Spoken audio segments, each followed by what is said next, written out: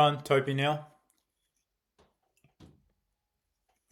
All right, I've just been thinking over this for a bit, and I think this is something that you guys would find very useful and interesting because I don't hear anyone talking about this. So I'm going to be going over opportunity cost. Okay, now what do I mean by this? All right, so let's say you are beginning to scale your business, and it's gotten to the point where your time and the products you're sourcing actually matter. You need to be as efficient as possible and you want to make as much money as possible. And you have a large enough large enough capital to access that this makes sense. If you're just beginning out, and you don't have much money to utilize, this won't matter as much because your opportunity cost is more so you gaining the skill set and the money to allow you to do these kind of things. Okay? So, let's just pretend, okay? For an opportunity cost. For the month, you've spent all your money on products, okay? And these products, they didn't work out the best. They're sitting. They're going to sell, but it might be in 6 months' time, and it might be for a 10% margin, okay? And then in our drops, we send out the Nike Kobe 6 Protos. Retail $270, resale $400. So $130 profit, which is around maybe 50, I'm not going to do the exact maths, but like 50% profit margin, okay? And it will turn over instantly. But because you don't have the capital to take advantage of this, that opportunity is not available to you. So what you need to understand is you need to play it smart, either have cash reserves or take advantage of your best opportunities possible. This is why I say to take advantage of items that actually turn over, and you need to understand the sell-through rate. Because if your items don't turn over, you're limiting yourself to the opportunity cost of the next thing that comes up that sells instantly, and you get that cash back to buy the next thing. So opportunity cost is a major thing in our line of business because when you spend too much money and you don't have access to more money, you can't take advantage of opportunities. What has put myself in such a good position now is being I'm trying to be arrogant or sound like that, but having an abundance of capital to utilize to play into all the areas.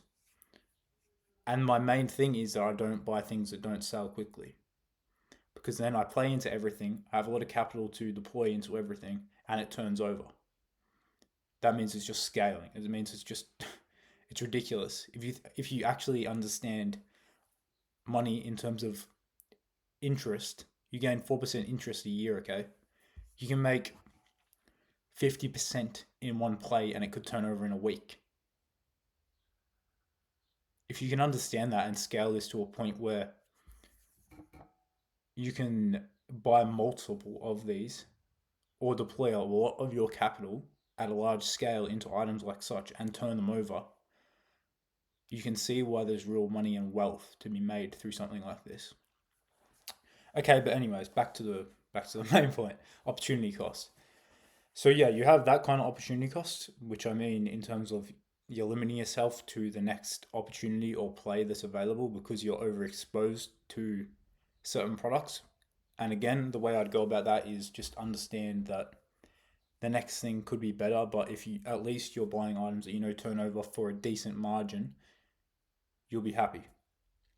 Until you scale to the point where you have enough capital to just buy everything up. Hopefully that makes sense.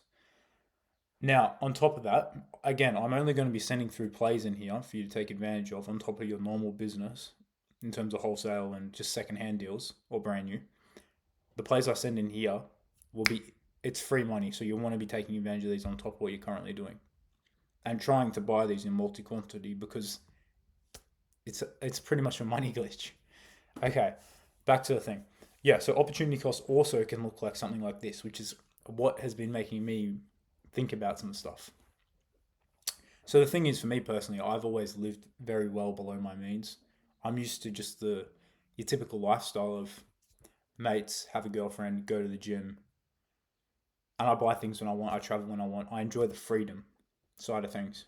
I'm not necessarily out here buying, obviously I got a nice watch and a car and whatnot, but I don't go out here blowing money on pokies, girls, what else? Sniff, sniff, sniff all the time. You know what I mean? Like, I keep my expenses low, which is what's helped me to scale. So you need to at least understand. You need to at least understand this because it makes a massive deal. All your expenses, if you view it in a business sense, is decreasing your opportunity costs. So, for example, you moving out and going to rent somewhere and it's costing you, so we'll say $3,000 a month. That's limiting you to, in that every month, $3,000 of potential stock that you were able to purchase. So if you're actually trying to scale a business, this will set you back a damn lot, especially if you're trying to do this at the beginning. So you want to keep your expenses as minimal as possible and invest as much of your money as possible, because what happens is when you scale a business and you start profiting quite a lot, you'll realize that you can live that lifestyle that you wanted and you can live it easily now. Very easily, versus you trying to scrape by and live that lifestyle. Again, do you deserve that lifestyle? You could argue you might. You might just enjoy it. But what I'm trying to tell you is it's limiting your scaling of a business. Because, for example, say you spend $3,000 in a month on renting. That $3,000 in your business, say you buy these at a 50% margin, you can turn them all over. That $3,000 would now be 4.5K. So now you have another 1.5K, okay? And the key thing with this is, if you can turn that over multiple times in a month, in a year, you are losing a lot of traction and scalability, because that 3K, you now have an extra 1.5K to play with versus your 3K in the hole. You got to view it as you're in the hole if you're spending expenses versus if you spend them on a business, you're waiting for the extra gain. Do you get what I'm saying? There's a very big difference, because 3K turns into nothing in the drain, or 3K turns into 4.5 in as quickly as you can turn it over. You could turn it over in a week and do that 4 times in a month. 3K at 50% margin, right? We'll do it like this. 3K, 4.5. 4.5, 2.25. 6.75. 6.75. 9, I think it's around 10. 10, 15. You've gone from 3K to 15 in a month if you can turn that over at 50% margin per week, versus 3K in the hole, which is 12K profit versus 3K in the hole. So you got to understand that there is big damn opportunity costs if you have a business and you know you can turn stuff over and you can purchase more of it, which in our line of business, there really damn is. If you can scale this stuff, you'll begin to realize it was all in your mind and the opportunities are all over the place. It's a niche thing. We're in a very niche market that's not being utilized. So take advantage of it, because you never know. In a few years' time, AI might take over everything we're doing here. We could see AI take over everything. Bots, AI, all that kind of thing. But right now, we can still make the damn most out of it. So and set yourself up so you can live that lifestyle and not have to worry about anything. That's the whole goal of this, is for all of the people who's watching this, okay? I want you to make this your lifestyle. Whatever your dream is, maybe it's the Lambo, maybe it's just freedom, you know what I mean? Living on your own terms. Maybe it's just you go rent an apartment at a beach or a penthouse, whatever it may be. But you want to try and do that where you don't blink an eye at it, you know what I mean? Versus you do it now, you can't even scale your business to get you to that point, and you're going to be living paycheck to paycheck. Also, your business gets returns, etc. You're really down because you don't have enough cash flow, savings, and your business isn't scaling, it's going backwards. It's just something to think about. Obviously, not financial advice. It's just personal experience and what I've done. But yeah, so hopefully that helps some of you guys in those regards. Now, on top of opportunity cost, we have, so just to summarize it, we had the opportunity cost of over purchasing the wrong items. You have the opportunity cost of living above your means in a way, or not understanding the potential upside to purchasing for your business versus expenses. And again, expenses looks like a lot of things. It's not just that rent. It's everything. It's going out, it's doing all those things. So you got to try and have a good balance. For me personally, my balance is like 90% business, 10% living. Just to put it into perspective, I call that balance. I don't mean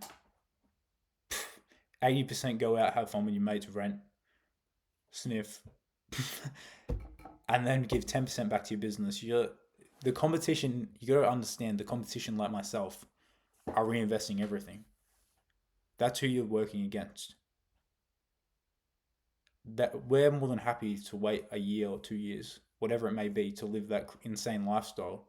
You're going to try and live it right now and realize that you're going to have to go back to your previous lifestyle. And in the meantime, you haven't even scaled your business at all. It's gone backwards.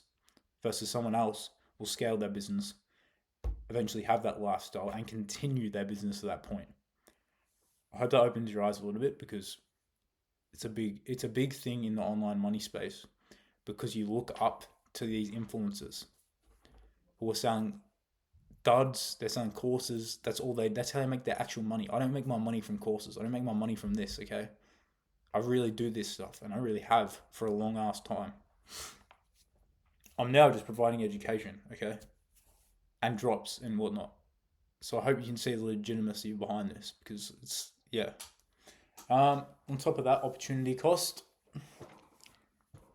What else could we talk over? Opportunity cost. Opportunity cost. Opportunity cost.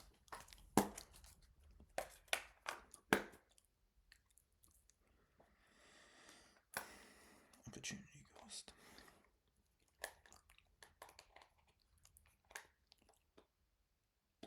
Okay, here's a good point. Here is a good point. Opportunity cost. That also looks like time. And what do I mean by that? Time is understanding that throughout your day, you only have a limited amount of time to use your main brain power on per day. Opportunity cost looks like you using the wrong deals, the wrong sourcing methods, the wrong shipping methods, the wrong listing methods, the wrong methods, and it's taking up majority of your time, and you're losing money. You want to understand, this is what I mean by educate yourself and learn from me. Like learn from someone who's actually been doing this. You want to be putting your time into the highest return on investment ROI tasks per day. That is accelerating your opportunity costs.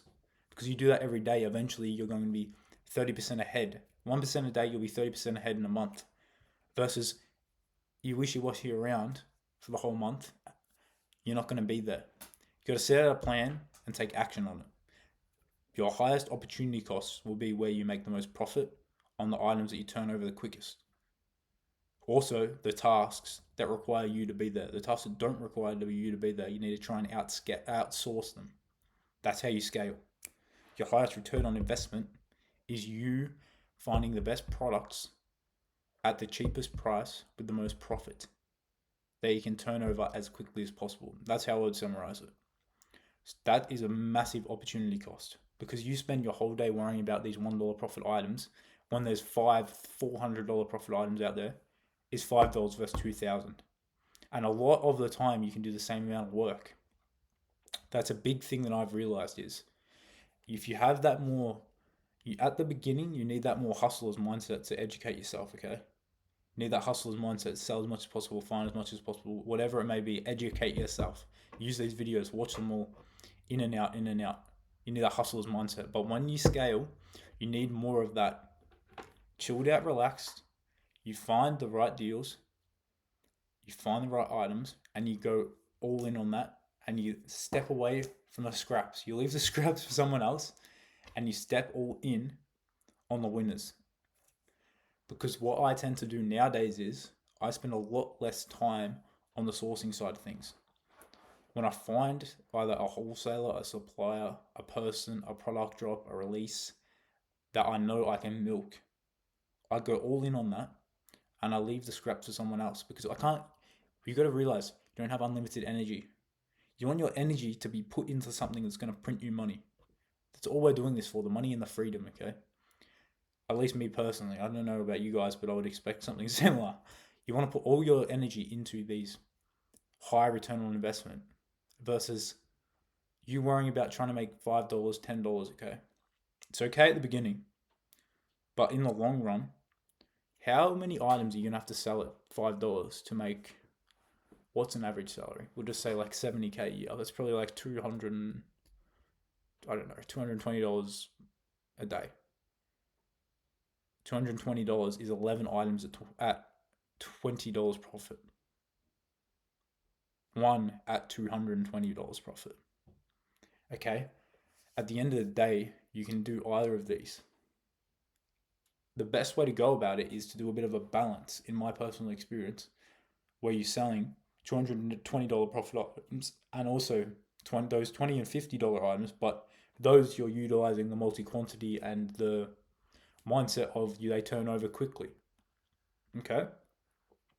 Versus those $1, $5 profit items, leave them for someone else. If you're at the scaling point, leave them for someone else, okay? You don't want to spend all your time worrying about $5 a dollar. It's not going to get you to that lifestyle and that point you want. It might on a massive scale. You need a massive scale and you need massive systems in place. But if you just want to make a normal salary, focus on those $100, those $50, those $200, those $300 profit items. All you have to do is 1, 2, 3 of those a day and you're there. That's a lot easier than 30 small ones. eBay might not even give you the traffic to sell 30 small ones, especially if you're starting out. But they will give you the traffic to sell 1, 2, or 3 items. Okay? Hopefully this has helped some of you guys. I'm glad I made this video. I honestly think if I had to look back on this when I was a bit younger, this would have helped me a lot. It's just take something from it. Even if you don't want to utilize everything I'm saying, at least it expands your mindset and opens your mind to what's really happening in the world and in our business, okay? This has really helped me a lot, and I hope you guys took something good from it. Anyways, thanks for watching.